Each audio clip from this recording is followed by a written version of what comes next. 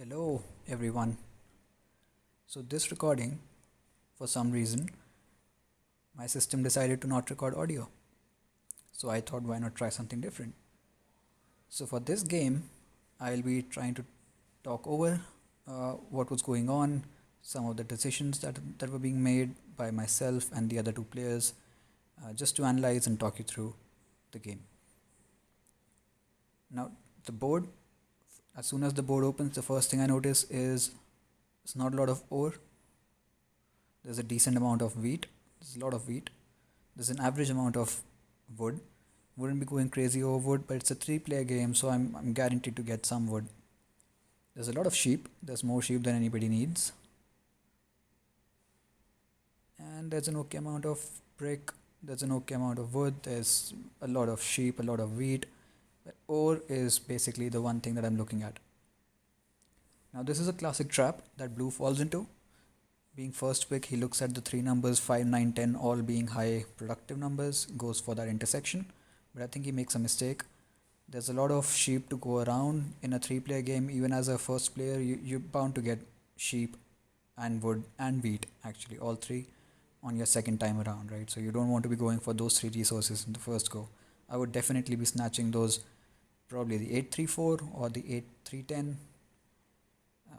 The 8-5-10 is not looking too bad either, because there's a sheep port on offer. Arguably, that's not too close with a brick tile, so maybe not. But regardless, the 5-9-10 definitely not the optimal choice. And the same thing happens with red as well. He goes for the 8-4-10, which is again the same three spots, same three resources. I think that's a mistake by red as well. So myself in the third place as green, I decide to snag obviously the 8-3-10, and I go for the 8-3-10 because that doesn't leave a lot of open good spots with the old 8 ore. And to pair that, I grab the 9-6-3. It gives me a little bit more ore. It gives me a very good amount of brick and wheat. I have the 10 sheep and I'm looking to expand to the 8-5, so that gives me a lot of sheep. I have a great ore wheat sheep. Again, I have the best ore wheat sheep in the game. I'm low on wood, but together with the brick port, and later on I have the other two ports down on the bottom, so either the wheat port or the 3-1 port. I'm not looking too bad on the 8-3-10. Also, it's exactly for that reason I decide to place the 8-3-10 second, to get that rare wood to at least give me a starting point.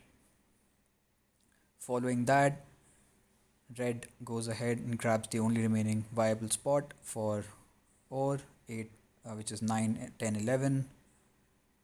And then blue, I think this is another mistake by blue. I don't think the 11-6-3 is a good spot.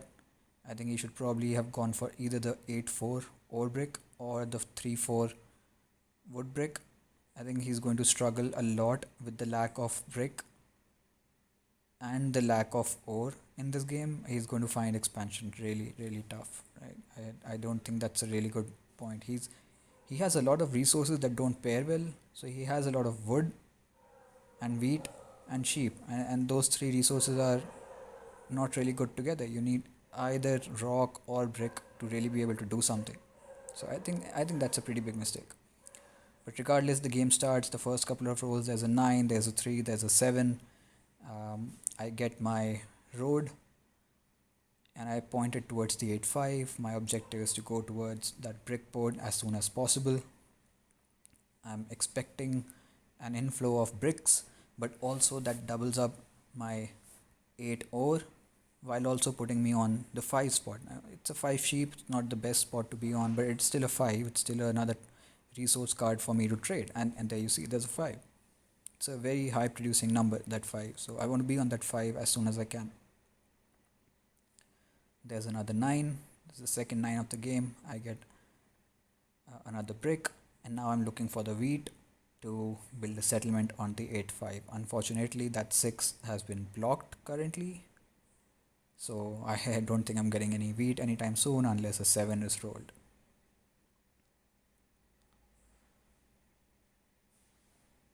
So blue currently playing 9 cards is probably trying to expand. I would assume going towards the 3-4. He exchanges his cards, but doesn't build anything. So he doesn't have any brick, I would assume, obviously, because he has a couple of wood in hand, probably even more. But I get a 10. That's a sheep for me. That's a wheat for people. And I try to snag that wheat. I try to offer a sheep to get me some of that wheat. But at this stage, I think blue wants a brick. Obviously, that lack of brick is hurting him. I cannot trade that brick away because then that wheat is useless to me. I need the brick and the wheat both to be able to make that settlement successful. So I try offering him a combination of sheep and ore and wood, but unfortunately he's pretty stuck up on that brick, and I cannot trade that brick away from for him to him. So I don't think I'm getting a settlement on this turn. So unable to trade. As you can tell, I'm probably pretty desperate for that wheat right now. So I offer a few different types of trades, but he's not willing to take any, and he passes. There's another 5, and I'm a little sad. I'm missing all of those 5s. There's already been 3 5s in this game, and I've missed all of them. Um, but yeah, it'll come. I'm not too worried with my current setup, especially with the other setups. I'm not too worried about this game. And yeah, as we thought, blue trying to expand towards that 3-4, he definitely wants some of that brick, right? He's going to have a tough game without brick and without ore. That initial settlement comes back to that. I don't like this settlement at all.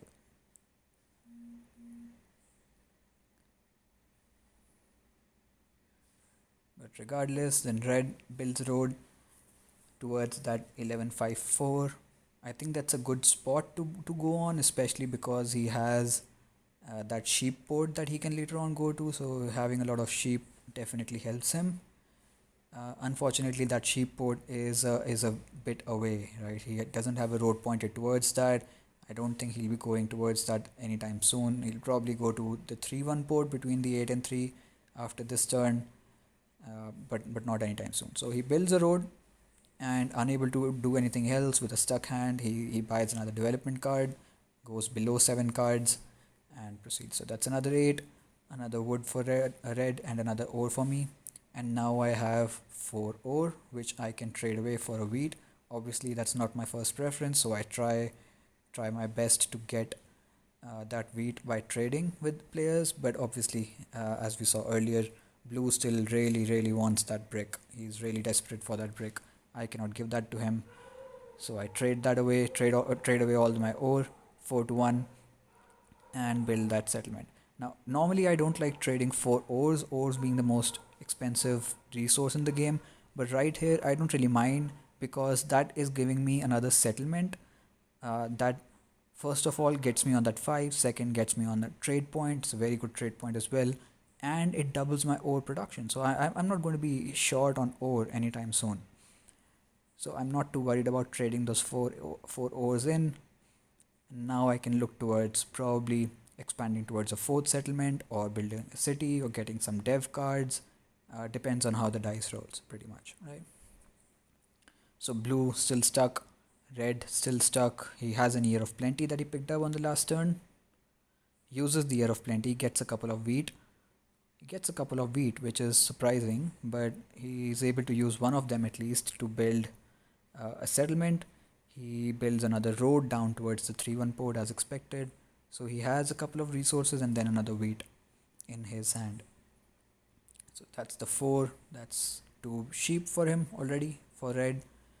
And then it's blue's turn. Blue plays a knight card. Not really sure why blue plays a knight card, because it wasn't really doing anything for him. It's not like anybody else is threatening army at this point. Nobody else has a development card in their hand. Plus he also blocks the 9, which is another huge mistake. I don't understand this blocking of the 9, because if nobody gets any 9 in this game, you're not going to get any any brick anytime soon. The only way blue gets any brick is through trading. And if there is no brick in the game, there's nobody going to be trading you for your excessive wood and excessive wheat. You have way too much wood, way too much wheat, but you need somebody to trade away those wood and wheat to get their brick. But now nobody has any brick. Luckily, Red gets another 7 and he moves that away, moves it to my 8, and then I get another 7, so I free up my 8 and I steal a card, get that wheat, and I also consider buying a development card. But since I only have 5 cards right now, I have the best overweight sheep, so it's not like I'm in a hurry to be claiming army anytime soon. I don't think anybody else is going to take army from me. They have very low ore gain, both of the players, so I'm not too worried. So I hold potentially for a city, potentially for another settlement, and then I can look towards buying some development cards. So that's another 8 for me, and another 10, I believe. No, sorry, another 5. That gives me another sheep. And now I'm in danger of 7ing out. Luckily, 2 rolls that doesn't do anything, but most importantly, it's not a 7, right? So now I have a lot of cards. I try to trade away sheep and probably an extra ore. No, I try to trade away 2 sheep for another wheat. I'm trying to build a city here. I don't think I'm going to be getting that. Even try offering wood, but there's a lot of wood in this game, so I don't think anybody wants wood at this point anyways. So unable to do anything. I have to buy a development card this turn because I'm in the danger of 7ing out if I don't buy a card. So I buy a card, I get a knight card. It's a good card. It's a card that I don't have an issue with, and obviously I'm expecting the robbers to be placed on my 8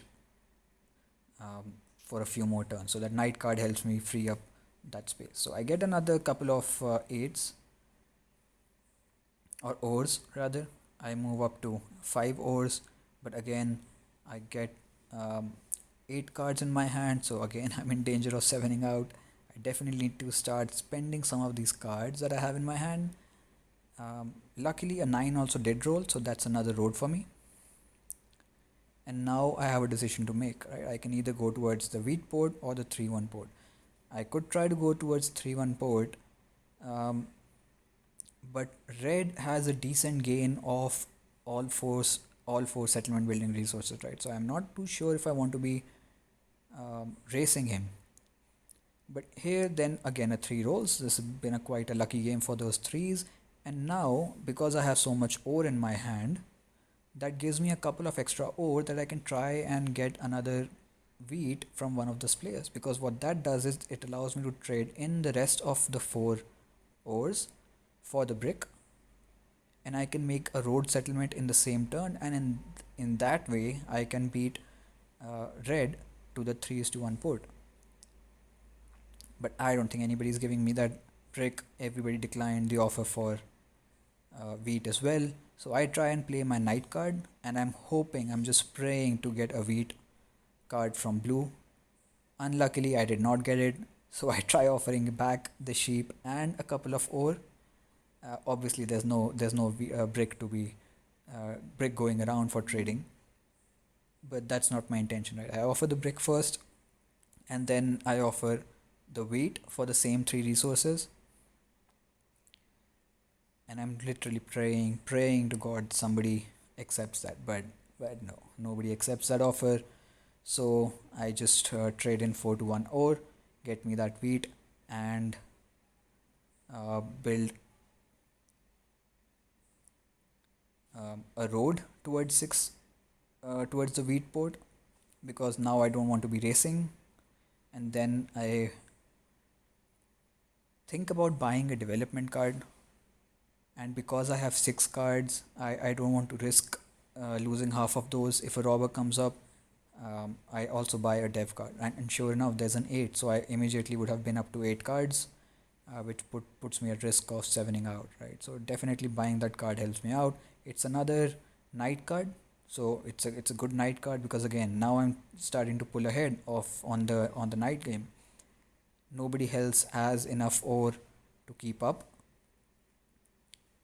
with me, and I can just slowly start playing those knights and buying those knights, and start taking those 2 free points. So that's a 6, that gives me a wheat. And arguably if I didn't buy the dev card I would have had a city, but then I would also have been in danger of 7ing out. I don't think that would have been worth it. And definitely it's a 6 wheat that I have, so I'm not too worried about being scarce on wheat. So red just builds a road trying to go towards, I'm assuming, the 5 to 10. I don't necessarily agree with that spot. I think he's not thinking big enough. He should definitely be going towards the sheep port, if anything, or else just saving up for the settlement on the port. I don't agree with this road towards the 5 to 10, but I get a couple of lucky rolls. I get myself a city. I put that city on 693. I don't go for the 8 or for putting the city there because that makes it a heavy target for the robber, and I don't want my 8 getting blocked that often. Um, and obviously, extra wheat and extra brick don't really hurt me. Those are good things to have. Obviously, now with the city on the 9 brick, every time a 9 rolls, that's basically a free card for me because of the 2:1 board, right? So I like this spot for a city. And right now, as it stands, I am just way ahead of both of them, right? I've played 2 night cards. I have 4 points showing, including a city. I'm already working towards my next settlement, and that would be on the wheat spot. That's going to be a strong spot as well. And nobody else is really even close. They cannot fight me on army. Maybe red can take long road, but I'm not too worried. He doesn't have a strong Orgain. Um, so I mean, really, he's going to fall back behind in terms of production without any cities and without any strong setup. So I can just slowly play my game, collect resources, and build towards uh, the third night, the second city, the next settlement, and go from there. So right now, obviously, I'm in search for a brick because I need to buy myself that settlement on the wheat spot.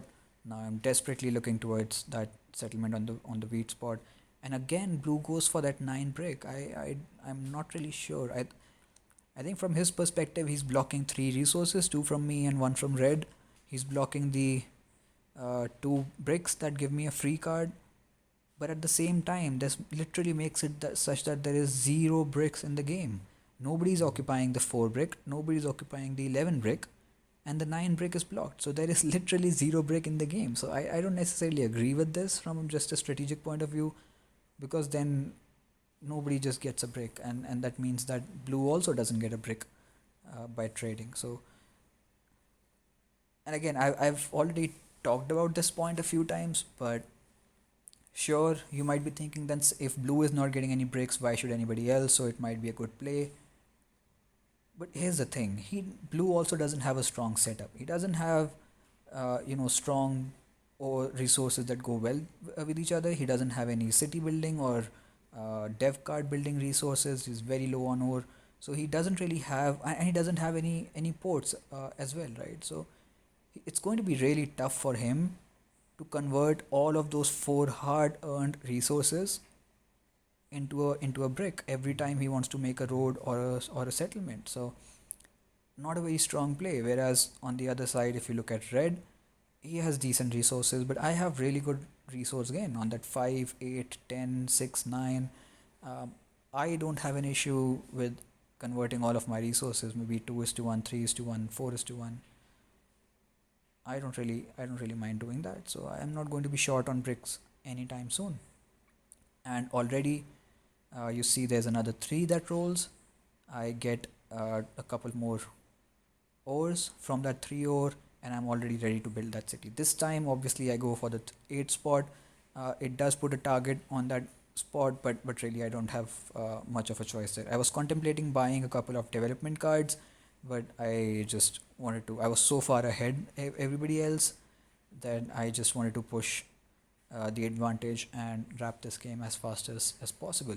I did buy another development card that gave me a victory point. So even though I'm showing 5 points on the board, I am at 6 and I am 1 night card away from being on 8.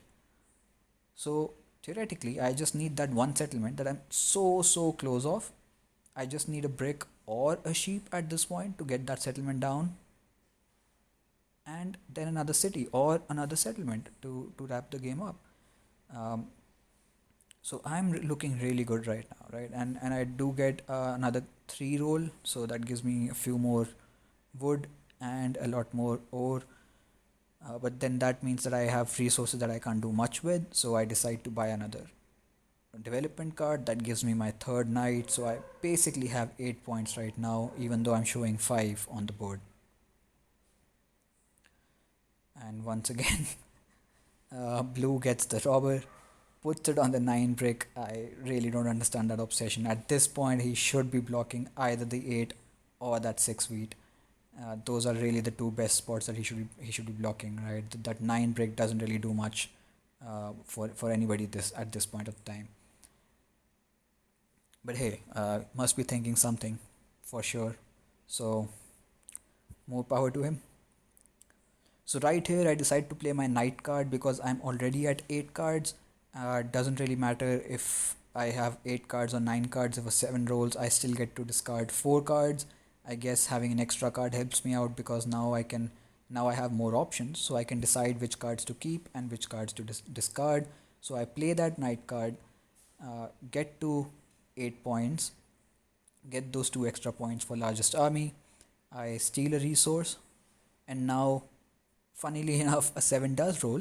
But as I was contemplating, I now have choices. I now have decisions to make, and an easy decision to make. I have a development card for sure in my hand already.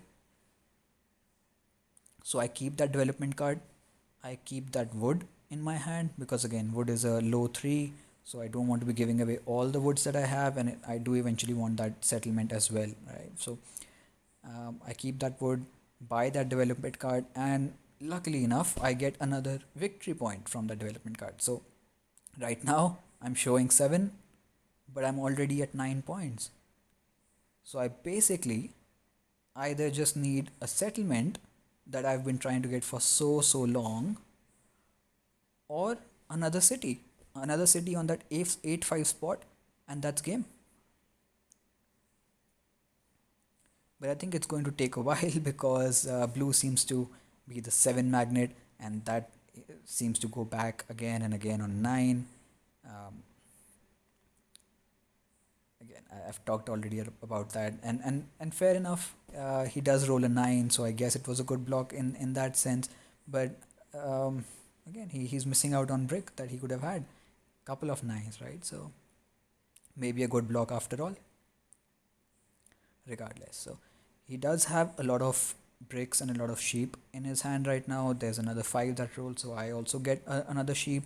So now literally all I need is the brick, and that's it for the game. So I patiently wait for this, and in the last turn, blue trades away all of his brick for a single, all of his wood for a single brick. And then, sure, there's a 10 roll, so it gives him a wheat. But now I know both his cards in his hand. He has 1 brick in his hand and 1 wheat in his hand. Unfortunately, I don't have a knight card.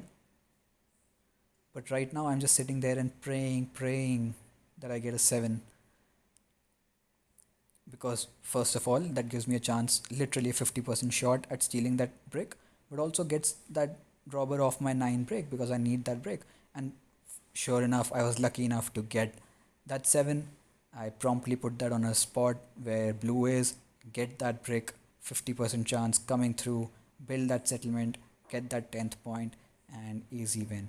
I think the game was pretty hard already for blue from the starting settlements that he had, but also some of the decisions that he made. His development card or knight card playing not very optimal, very aggressive in a position where he wanted to be a little bit more defensive and wanted to just expand on his resources, but also blocking that 9 brick.